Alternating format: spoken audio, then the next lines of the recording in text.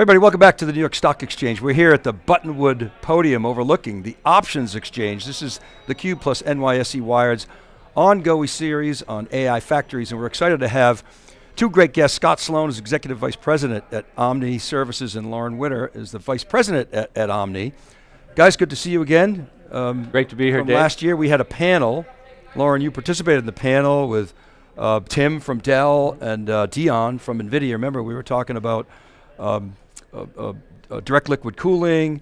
We had an interesting debate on phase change, which was fascinating. And you know, you guys are in the business, Omni is in the business of fluid conveyance systems, AKA hoses, but it's good marketing to call them fluid conveyance systems. But Scott, take us through what you guys actually do. Well, look, so it was about 50 years ago. My father-in-law founded Omni Services, so it's all about plumbing, effectively, of hydraulic systems originally. And so as we've grown over the last 50 years, the notion of fluid conveyance and the artery networks that we connect to is becoming increasingly important, hence why we're here today. So we like to, I like to frame this as the unsung heroes of AI factories. That's kind of what we're talking about here. I remember Dave Hitz one day, he's a founder of NetApp, saying, look, we're the plumbing. You guys are part of the plumbing infrastructure, is that right? Well, we would say maybe the artful plumbers. What, like the master plumbers? Or? In a sense, right? Because you know, if you think about all of the tech that's involved in an AI factory to deliver that compute, and you work down the stack, if you will, to the picks and shovels that we represent down at the bottom of the stack, that connectivity to bring the compute to life flows through our artery systems, right? Like that is a craft. So yeah, master plumbers is a good way to Lauren, I mean, there's engineering here, assuming. Absolutely. Right? So explain the engineering that's behind it. Yeah, absolutely. So, you know, I always jokingly say our heritage, right, in OEM hydraulics kind of led us here, right? The integrity of the connection, which is a fun word for how the hose and the fitting or connector stay together. So that's a big part of what we do, right? Brilliant companies, as we know, that are building IT infrastructure, building beautiful facilities, and we work hand in hand with them to make sure that the fluid networks and the racks and everything within connect. So this notion of a connection integrity is interesting to me, because I remember the first supercomputing event I ever went to, and of course I remember taking tours of the Cray factory back in the day. You would see this mesh of hoses, and it was kind of scary. Now today, you're seeing these highly engineered systems.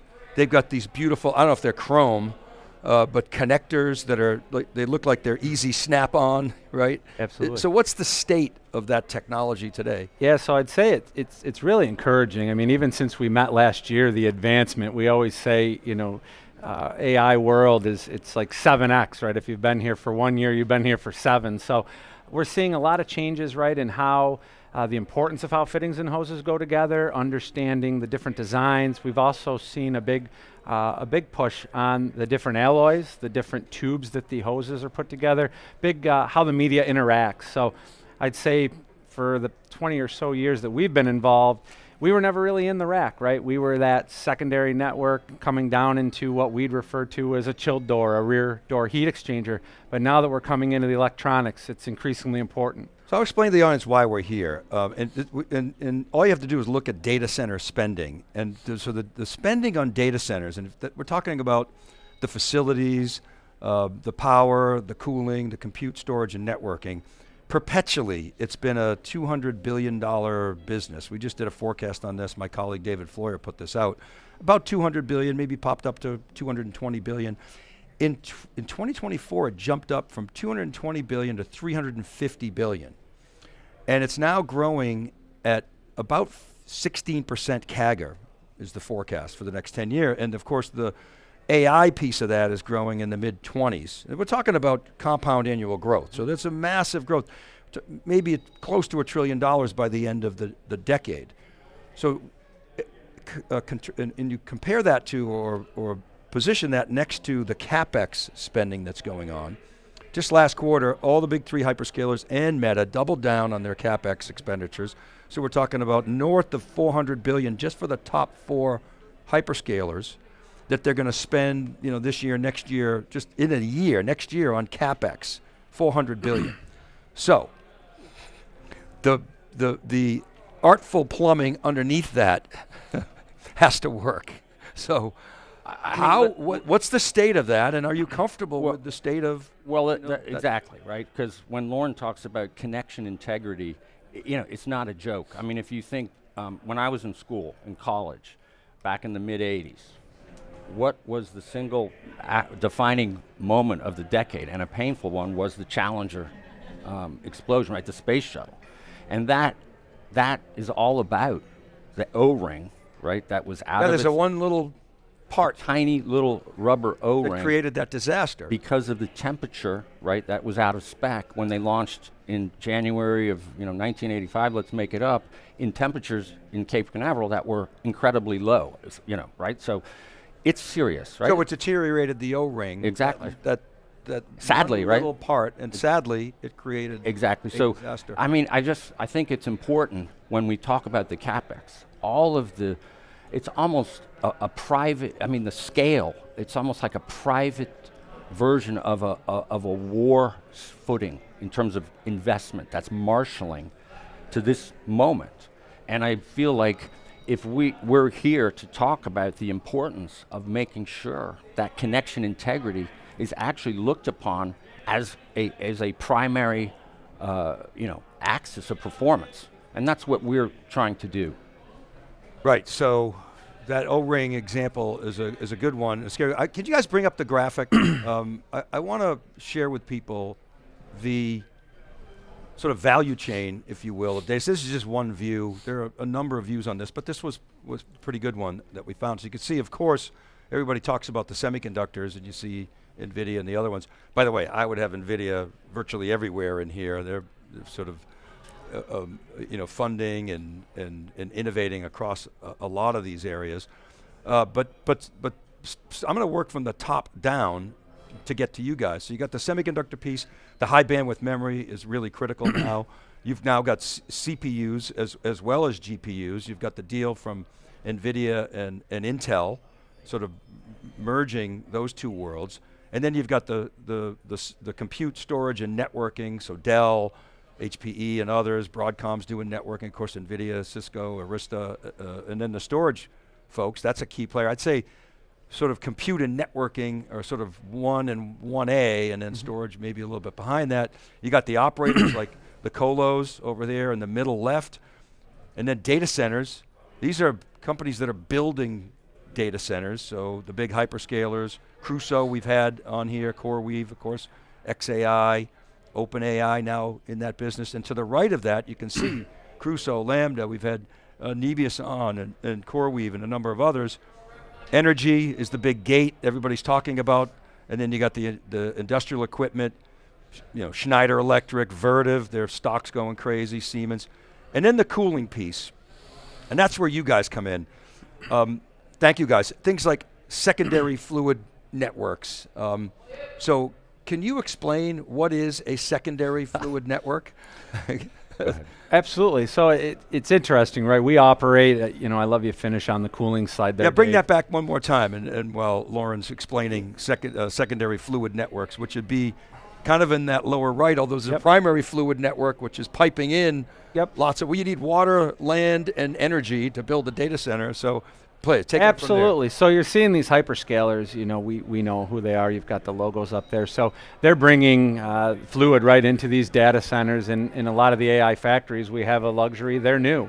We can design them however we want, and I'll tell you that's a lot more fun than some of the green fields we've had to work with for another day. But after that, where does the fluid go, right, within that AI factory? So our role, right, is how do we bring it from that secondary fluid network that distributes down a particular sector or distributes it through a particular row of racks, and then into these various cooling industrial equipment companies. And the exciting challenge, I think— Thank you guys for that. You talk about master plumbing, is it's not uncommon to see a hyperscaler have a standard, but then within that particular AI factory, you'll see Schneider or you'll see Vertiv all in there together. So how we bring that together, and again, you're trying to standardize, but at the same time, we're moving so fast, we have to use what we have. So we're always adapting, and it's exciting. So the high volume of water comes in, and then that's where you and your ecosystem pick it up, and then that cools the rack actually down to the direct liquid cooling. It can go into the server blade itself. Right. I mean,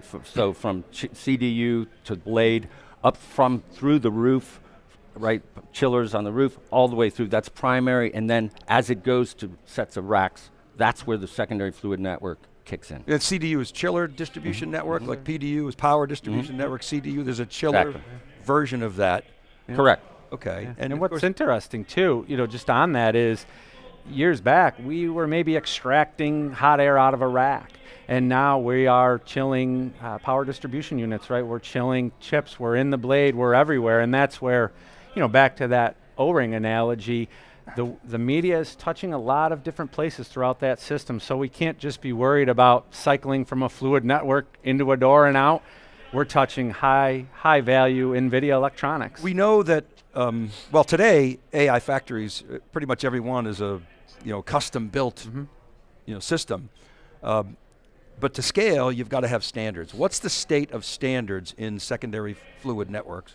Yeah, I'd say it's advancing well. It's a balance, right? You've got the hyperscalers that kind of have standards within themselves, which is helpful. Hyperscaler. Yeah, each hyperscaler has a standard. I presume each one is the best. Yes, sir. And then within it, it's very hard to standardize, right? The fluid networks, again, when you think of the biggest challenges, how do we go from that fluid network into that rack? Those racks could be very different, right? The servers within could be very different. Dell's a very common one. So, we're standardizing as fast as we can. Or where you can. Yeah, where we can, and I think the big areas we're seeing it, which are very encouraging, is cleanliness, testing, and packaging, how we get it to these data centers quickly. So, as you know, Meta and Microsoft, and there may have been some others, but those were two of the big players in OCP that standardized on a lot of the hardware, and they open sourced their, Facebook, the way they built data centers. Are the hyperscalers working in the industry working together to create these standards, or is it like stovepipe standards? Look, I think it's a nascent, is what we would say, right? Honestly, the whole AI factory concept and the modularity and the standardization around it is at a nascent stage. So I think what Lauren's articulating is all the way through in the various elements that standardization challenge is an ongoing one. And so our job, when the need for speed and scale is in that environment, is to be as adaptive as we can be, and try to shape where we can those standards as best we can. Okay, so what is CoolFlow? Is that a brand? Is that a separate company? CoolFlow is a liquid cooling division of our company, okay, right? Which is extremely relevant, obviously, to these conversations. But CoolFlow also, of course, is a product portfolio that's curated specifically for what we're talking about in those secondary fluid networks. So that's part of our product portfolio approach, and that would feature some of the best manufacturers of componentry, like Danfoss, for example, and a variety of best-in-breed suppliers, and we integrate that together and bring that to bear in the data center. So we have made a big leap from that Cray computer example that I gave you with the mess of hoses to where we are today. Where do you see this going? Are you optimistic that we are in a good place now, or do you have consternation that there could be another O-ring like disaster where we're supporting all these you should critical infrastructure? Tell them that story. Go ahead. Yeah, I think we're very optimistic. I think what this industry gets right that I'm not sure a lot of others do is collaboration. We've never experienced, we operate in 5 or 6 other verticals, but never experienced an industry that is open, is collaborative. In some of our other markets, you would never see some of the big server companies collaborating for the greater good. So we're very optimistic, but I'd say we're still very cautious because there's a lot of importance that is going into how this goes together. Well, I think just to underscore the importance of connection of integrity and fluid conveyance, Lauren, you should talk about that incident where we sent some very important hose assemblies. Where did they end up in the AI factory in that particular day? Oh yeah, these particular ones, you know, they ended up in a situation where there was some contamination in them, right? Well, what I'm saying is, the point really being, they ended up back in the back shed Oh, 100%. of the data center. And that's where Outside. the contamination Outside. began. So my point is, with the weather. exactly. So my point is, you know, when you put something like hose assemblies, something as vital as providing the liquid cooling arteries out in the back, that underscores the importance of, hey, we gotta tighten up on. So somebody saw hoses on the box and they said, "Oh, this must go outside." Let's go outside. It's a garden hose. Yeah. That must be outside. And that's See what I the mean? point where Well, yeah, and there's your O-ring example where the So there's an education, right? There's an education around like this. We appreciate the opportunity to talk on behalf of SFN, you know, the importance of it and driving the standards and performance and execution and scale of that. And that's what we're trying to do in our own individual company, and that's what the challenge is for the industry. Well, I think too, I use NVIDIA as an example a lot because they're so ubiquitous in this industry, and they've got this value chain. There's this value chain that we showed earlier, and they may be, you know, touching, you know, major portions, of course, of that value chain, but each layer of that value chain has its own supply chain that it has to worry about that you're describing, an own set of engineering standards, engineering best practices, standards, capabilities that have to be developed.